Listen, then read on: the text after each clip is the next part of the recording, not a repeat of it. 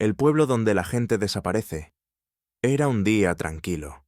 Yo no planeaba nada especial, solo quería salir de viaje con mis amigos.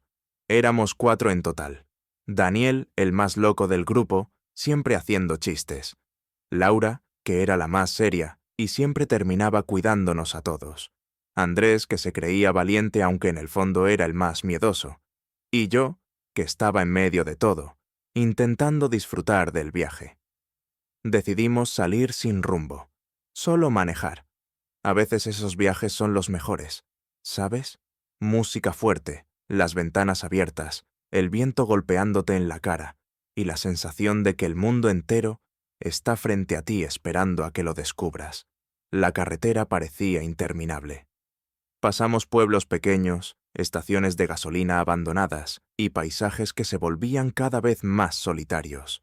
Era raro, porque normalmente en esas rutas siempre ves carros, camiones, gente moviéndose de un lado a otro. Pero después de varias horas de viaje, todo se volvió silencioso, demasiado silencioso. Oigan, ¿se dieron cuenta de que no hemos visto un carro hace como media hora? Pregunté, mirando por la ventana. Daniel rió. ¿Y qué? Mejor, así no hay trancones. Pero Laura frunció el ceño. No sé, se siente raro. Es como si todos hubieran desaparecido. Seguimos manejando hasta que vimos un desvío, un camino angosto, con un letrero oxidado que apenas se leía. Solo decía un nombre extraño que ninguno reconoció. Daniel, como siempre, insistió en tomarlo. Vamos, ¿no querían aventura? Pues ahí la tienen. Giramos por esa carretera. Los árboles eran tan altos y tan espesos que apenas dejaban pasar la luz. El sol todavía estaba arriba, pero en ese camino parecía que ya era de noche. Y de pronto, como salido de la nada, apareció un pequeño pueblo frente a nosotros. Casas viejas de madera, techos caídos, ventanas cerradas con tablas. Había una especie de plaza en el centro, pero no había nadie. El aire era pesado, como si llevase años atrapado allí. ¿Dónde diablos estamos?, murmuró Andrés. Decidimos bajar del carro. Caminamos por la calle principal y lo primero que noté fue que, aunque las casas parecían abandonadas, había señales de vida. Ropa colgada en algunas cuerdas, humo saliendo de una chimenea lejana. Y entonces vimos a la primera persona. Era una mujer mayor, sentada en una mecedora frente a su casa. Nos miró fijamente, sin parpadear, como si supiera exactamente quiénes éramos. No dijo nada, solo nos siguió con la mirada hasta que doblamos la esquina. Ese fue el primer momento en que sentí que algo no estaba bien. Entramos en una pequeña tienda para comprar agua. El lugar estaba casi vacío, con estantes polvorientos y un mostrador de madera agrietada. El hombre que atendía nos miró nervioso, como si nuestra presencia lo incomodara. Cuando le pedimos agua, se acercó y en voz muy baja dijo: «Si son inteligentes, no se queden aquí cuando oscurezca». Nos miramos confundidos. «¿Por qué?», preguntó Laura. El hombre solo negó con la cabeza. «No hagan preguntas. Váyanse antes de que caiga la noche». Daniel soltó una carcajada. «¿Qué es esto? ¿Un cuento de terror? Tranquilo, viejo, solo estamos de paso». Pero el hombre no sonrió. Al contrario, se puso más serio. «Se los advierto. Cuando oscurece, la gente empieza a desaparecer». El silencio se volvió tan pesado que hasta el aire parecía detenerse. Después de la advertencia en la tienda, el ambiente entre nosotros cambió por completo. Ya no era el mismo viaje divertido que horas antes. Ahora había una especie de sombra sobre nosotros, como si todos estuviéramos pensando lo mismo, pero nadie se atreviera a decirlo. Decidimos quedarnos un rato más, porque sinceramente estábamos cansados, y el sol ya empezaba a caer detrás de los árboles. Daniel, como siempre, fue el primero en romper el silencio. «Bah, es pura superstición. Esa gente vive aislada. Seguro inventan cuentos para asustar a los forasteros». Pero yo no estaba tan seguro. Había algo en los ojos de ese hombre de la tienda que no era una broma. Era miedo real. Encontramos una especie de hostal pequeño en una esquina. El lugar olía a humedad y a madera vieja, pero al menos tenía camas. La mujer que lo atendía nos recibió con una sonrisa forzada, como si estuviera obligada a ser amable. Nos entregó las llaves sin mucho entusiasmo, y antes de irnos, repitió la misma advertencia. Cierren bien las puertas, no salgan de noche. Laura se puso nerviosa. Oigan, en serio, ¿no les parece raro que todos digan lo mismo? Daniel rodó los ojos. ¿Otra vez con eso? Tranquila, Laurita, no va a pasar nada.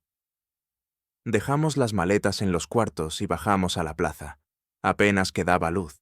El pueblo entero parecía apagarse poco a poco, como si estuviera programado para morir al caer el sol. Las pocas personas que vimos caminaban rápido, cerrando puertas, asegurando ventanas, bajando persianas. Era como si se prepararan para una tormenta. Pero no había nubes, no había viento, no había nada. Solo ese silencio insoportable. «Esto no me gusta», murmuró Andrés, pegado a mí como si de repente fuera un niño pequeño. Regresamos al hostal y cenamos algo que apenas podíamos tragar por la tensión. Cada sonido afuera nos hacía saltar.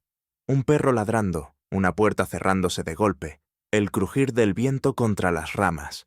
Ya era casi medianoche cuando nos dimos cuenta de que Daniel no estaba. Pensamos que estaba en el baño o en el cuarto, pero no. Revisamos todos lados y nada. Laura empezó a desesperarse. «¡No puede ser! ¿Dónde se metió?» Salimos a la calle a buscarlo.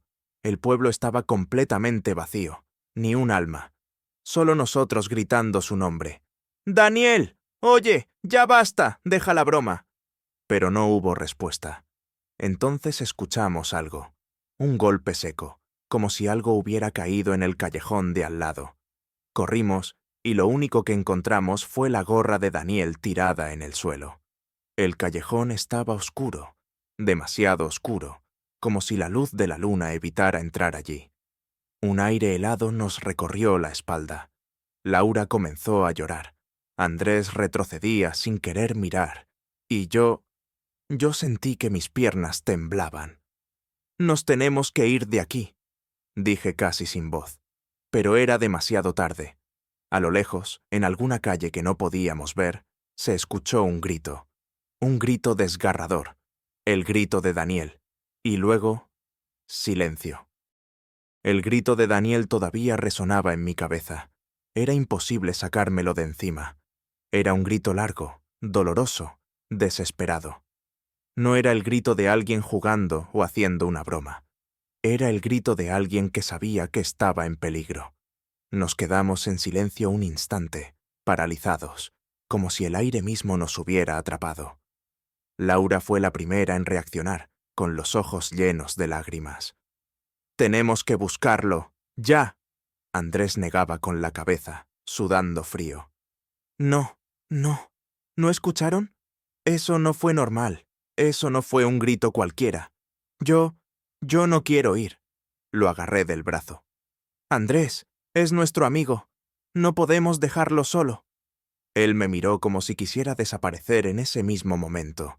Su miedo era tan grande que hasta temblaba.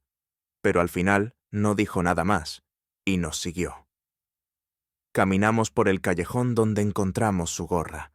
El suelo estaba húmedo, como si hubiera llovido, aunque yo recordaba que no había caído ni una gota en todo el día. Cada paso que dábamos hacía un sonido extraño, como si estuviéramos caminando sobre tierra hueca. «¿Se dan cuenta?», susurró Laura mirando el suelo. «Esto no es normal». Avanzamos hasta salir a otra calle.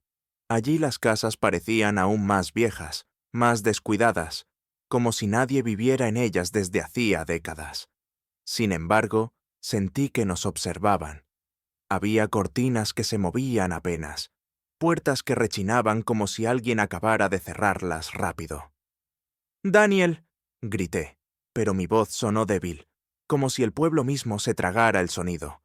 Laura comenzó a correr hacia la plaza. La seguimos, y allí lo vimos. En medio de la fuente seca había huellas de zapatos. Huellas frescas, que iban en círculos, como si alguien hubiera estado caminando allí sin rumbo. Nos acercamos y algo nos heló la sangre. Las huellas se detenían de golpe, como si la persona que caminaba simplemente hubiera dejado de existir. «Esto no puede estar pasando», dijo Laura, temblando. «Esto no puede ser real». Yo quería decirle algo para tranquilizarla, pero no podía. Yo también estaba asustado, muy asustado. Entonces escuchamos un sonido, una risa, lejana, suave, pero claramente la risa de Daniel. «¿Lo oyeron?», preguntó Andrés con la voz quebrada. «Sí», respondí, y sentí un escalofrío recorrerme el cuerpo. Él. Seguimos la risa por las calles oscuras. Era como si nos guiara. A veces sonaba a la derecha, a veces a la izquierda, otras detrás de nosotros. Nos estaba confundiendo. O alguien nos estaba confundiendo. Llegamos a una calle sin salida. La risa se escuchó justo detrás, tan clara que hasta Laura gritó su nombre. Giramos todos al mismo tiempo. Y no había nadie. Solo silencio. Otra vez ese silencio insoportable. Andrés comenzó a retroceder. «Ya basta, esto no es normal, esto no es Daniel, nos están engañando». Yo respiré hondo. Tenía razón. Esa risa no sonaba igual que la de nuestro amigo. Era como si alguien la estuviera imitando, como un eco mal hecho. Laura cayó de rodillas, llorando. «Tenemos que encontrarlo, no podemos irnos sin él». Me arrodillé a su lado. «Lo encontraremos, te lo prometo». Pero dentro de mí, algo me decía que Daniel ya no estaba con nosotros, que el pueblo lo había tomado. Mientras regresábamos al hostal, juraría que vi sombras moverse entre las casas. No eran personas normales, eran figuras altas, alargadas, que caminaban torcidas, siempre al borde de mi visión, como si no quisieran mostrarse por completo. Llegamos a la puerta del hostal, cerramos con llave y nos quedamos en la sala, sin poder dormir. Nadie decía nada, solo se escuchaban los sollozos de Laura y la respiración agitada de Andrés. Yo no podía dejar de pensar en algo. Si Daniel desapareció en la primera noche, ¿qué pasaría con nosotros en la segunda? No dormimos nada esa noche. El hostal estaba en silencio, pero afuera no. Cada tanto se escuchaban pasos en la calle, como si alguien estuviera caminando de un lado a otro frente a la puerta. Nunca se detenían, nunca tocaban, solo pasaban, una y otra vez. Cuando salió el primer rayo de sol, los tres estábamos agotados, pero teníamos clara una cosa. Teníamos que salir de ese pueblo. No podíamos seguir allí después de lo que le pasó a Daniel. Rápidamente, guardamos nuestras cosas y subimos al carro. Nadie hablaba, nadie ponía música, solo mirábamos por las ventanas. El pueblo parecía distinto de día, menos aterrador, pero igual de vacío. Arrancamos hacia la carretera por donde habíamos llegado. Pasamos los mismos árboles, los mismos letreros oxidados, y después de un rato vimos la salida. Todos suspiramos de alivio. «Ya está», dijo Laura, casi sonriendo. «Ya nos vamos». Pero unos minutos después, Andrés, que iba mirando por la ventana, se puso pálido. «Oigan, ¿no reconocen eso?». Miramos todos al frente. El camino se abría otra vez hacia el pueblo. La misma curva, la misma entrada, el mismo letrero oxidado con ese nombre extraño. Yo frené de golpe. «No puede ser. No, no, no». Laura se agarró la cabeza. «Esto no es posible». Decidimos intentarlo de nuevo. Tomamos la carretera contraria, la que salía por el otro extremo del pueblo. Manejamos casi media hora. El bosque era espeso, los árboles parecían cerrarse sobre nosotros, pero seguimos. Y al final, otra vez lo mismo. El pueblo frente a nosotros, como si nunca hubiéramos salido. El estómago se me revolvía. Era como estar atrapado en un laberinto sin salida. Un lugar que nos dejaba creer que podíamos escapar, solo para devolvernos al punto de partida. Andrés comenzó a gritar dentro del carro. «¡Estamos atrapados! Este lugar no nos va a dejar ir». Laura lo hizo callar de un golpe. «¡Cállate! Si pierdes la cabeza, estamos muertos. Yo traté de mantener la calma, aunque por dentro estaba igual o peor que ellos. Respiraba rápido, sudaba, mis manos temblaban en el volante. Decidimos volver al hostal, aunque nadie quería admitirlo. No había otro lugar donde refugiarnos. Cuando llegamos, la dueña nos esperaba en la puerta, como si supiera que no lo íbamos a lograr. Les dije que no podían quedarse, susurró con los ojos llenos de lástima. Pero ya es tarde. Laura la tomó del brazo. ¿Qué es este lugar? ¿Qué pasa aquí? ¿Dónde está nuestro amigo? La mujer bajó la mirada. Aquí nadie se salva después de la segunda noche. Nadie. Se soltó de golpe y se metió en su casa, cerrando la puerta con llave. Nos quedamos solos en medio de la calle. El sol todavía brillaba, pero la sensación era la de estar en un sueño del que no podíamos despertar. No podíamos irnos. Nadie quería ayudarnos. Y lo peor, Daniel ya no estaba. Cuando entramos de nuevo al hostal, juraría que la gorra de Daniel estaba sobre la mesa del comedor, la misma que habíamos visto tirada en el callejón la noche anterior. Laura retrocedió, aterrada. Esto es imposible. Yo la tomé del hombro. No toquen nada. Pero Andrés no pudo evitarlo. Se acercó y tomó la gorra con las manos. En ese instante, una ráfaga de aire helado recorrió todo el hostal, apagando las velas y cerrando de golpe todas las puertas. La casa tembló, como si el pueblo entero respirara. Y nosotros supimos, sin necesidad de decirlo, que la segunda noche estaba a punto de comenzar. Esa noche las voces se volvieron más claras. Al principio pensé que eran recuerdos, pequeñas repeticiones en la oscuridad, pero eran voces activas, como si alguien tuviera una radio vieja tocando pedazos de gente. Llamaban por nombre, pero no como las voces que conoces. Era una versión aplastada, como si alguien imitara una cara dejando fuera la expresión.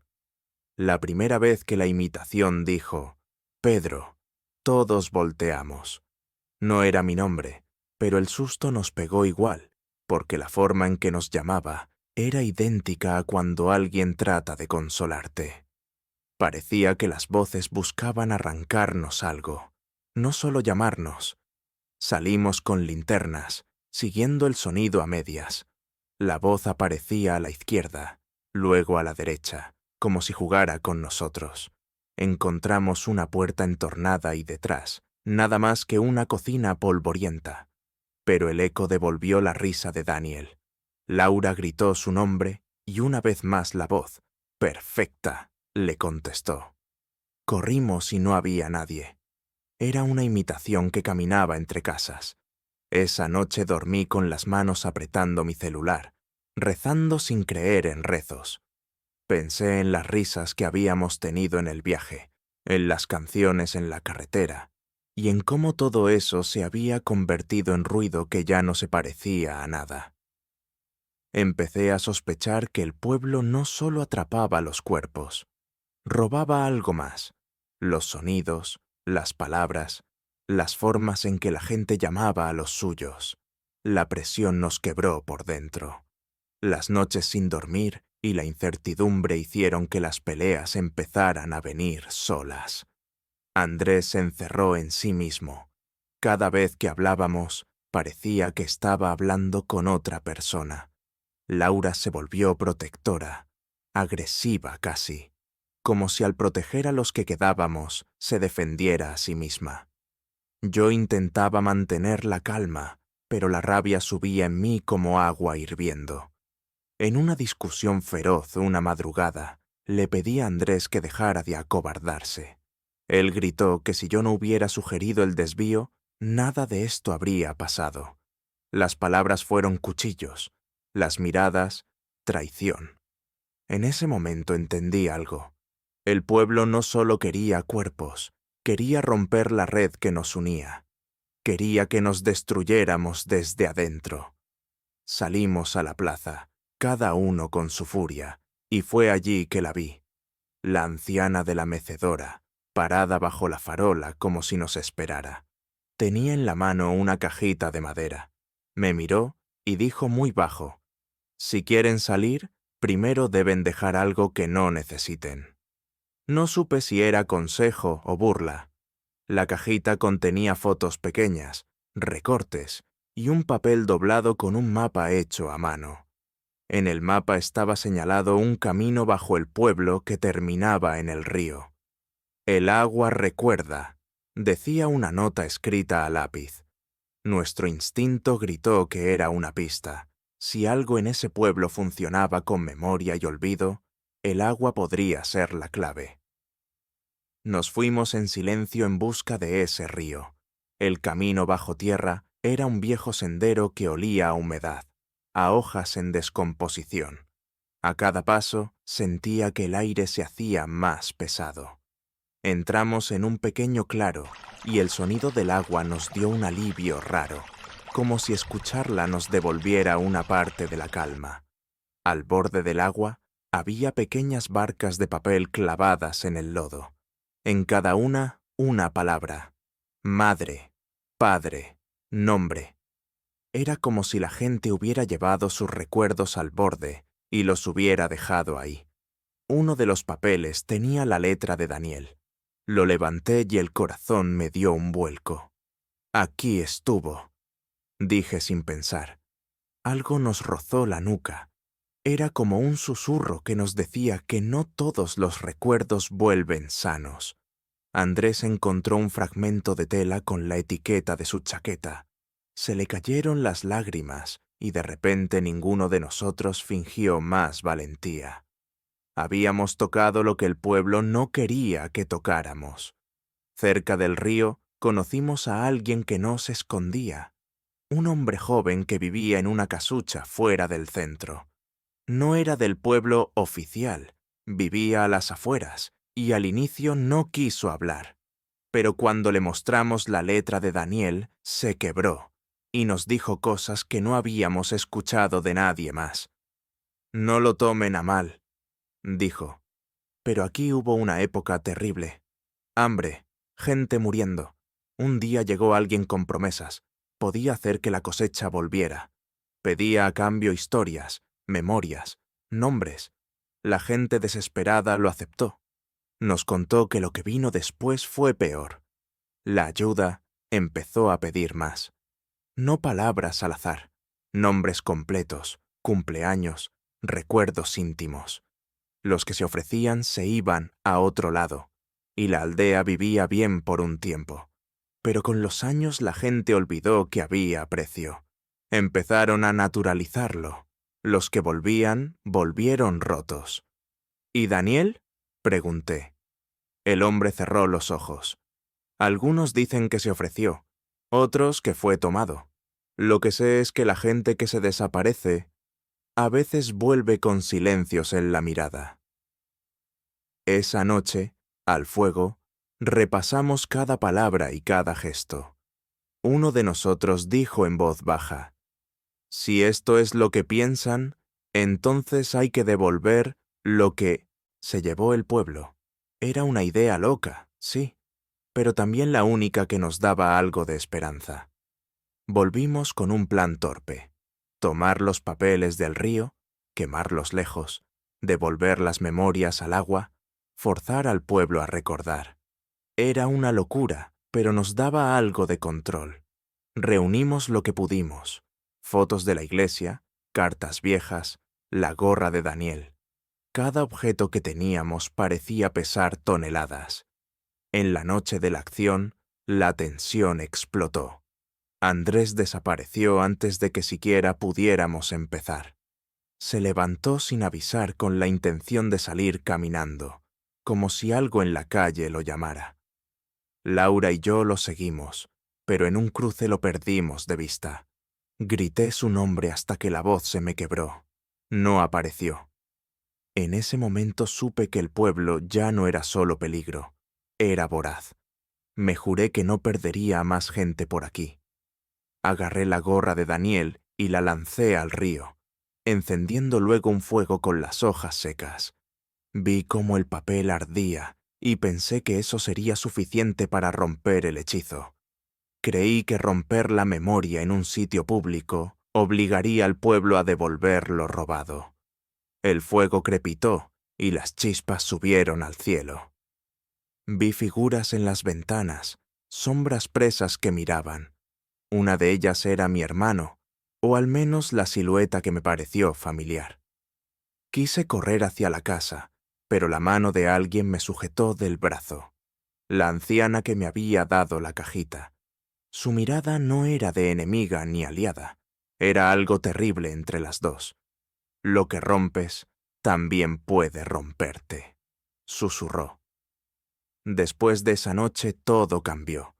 Algunos recuerdos comenzaron a flotar sobre el agua como si el fuego los expulsara. Gente del pueblo salió en masa y recogió trozos de papel. Algunos lloraban, otros se arrodillaban. Por un momento pensé que habíamos ganado, pero entonces sucedió lo que nadie describía: el precio. Algunos vecinos empezaron a olvidar su propio rostro. Otros no recordaron nombres de hijos. Las calles se llenaron de personas que caminaban con confusión, tocándose la cara para intentar reconocerse. No fue una victoria limpia, fue una catástrofe con caras nuevas. La anciana vino a buscarme. «Te lo dije», dijo. «Todo intercambio tiene precio. Si devuelves, alguien debe pagar. Y no el que paga ahora es el pueblo. Es el que hizo arder la memoria con manos ajenas». Sentí que la culpa me rompía por dentro. Había encendido el fuego pensando en Daniel, en Andrés, en la posible libertad. Pero mi intento había liberado algo que el pueblo había mantenido en una balanza rota demasiado tiempo. La pregunta vino después, lenta y punzante. ¿Quién pagaría? Las cosas empeoraron. Laura estaba perdiendo palabras pequeñas, nombres comunes, cómo se apellidaba. De tanto leerla había visto repetir cosas para retenerlas. Al final entendimos que si queríamos traer a alguien de vuelta con toda su memoria intacta, alguien tendría que ofrecer un sacrificio, renunciar a un recuerdo propio muy caro. Nadie quería darlo, nadie, hasta que el chico del borde del pueblo, el que nos había contado la historia, se ofreció. No fue un gesto heroico, fue una decisión terrible de quien ya no tenía nada que perder. Dijo que ofrecería el día en que su mujer lo sostuvo por primera vez. Dijo que con eso podríamos equilibrar. Miré a Laura y vi su agradecimiento roto. El chico cerró los ojos y pronunció en voz baja la frase que la anciana nos había enseñado, la que habíamos encontrado en la cajita. Fue como si el aire quedara atrapado y saliera en un grito bajo. Cuando terminó, el brillo de la noche cambió. Algo en el agua se removió. Al amanecer, en la plaza, oímos pasos. Primero uno, después otro, y de pronto la gente que había desaparecido en los últimos días comenzó a volver. Llegó Daniel tambaleante y Andrés con la mirada perdida, como si hubieran cruzado un río helado y hubieran olvidado parte de su vida. La gente corrió a abrazarlos. Fue un momento de alivio absoluto, pero también algo faltaba en sus ojos, un hueco donde la risa solía estar. Con el regreso, la calma volvió a medias. Nosotros decidimos que no queríamos seguir en ese lugar. Cada regreso significaba que alguien había perdido algo irreemplazable, y la carga sobre nuestras conciencias era pesada. Nos pusimos en marcha con los que quedaron y con los que volvían, cada uno con su propio silencio. Esa mañana salimos por la carretera real, la que ya no nos devolvía al pueblo. Era como si el precio pagado hubiera ordenado el mundo otra vez. En el coche miré a mis amigos. Laura se dormía con la cabeza apoyada. Daniel miraba la ventana con los ojos vacíos. Y Andrés intentaba recordar canciones que antes nos sabíamos todos.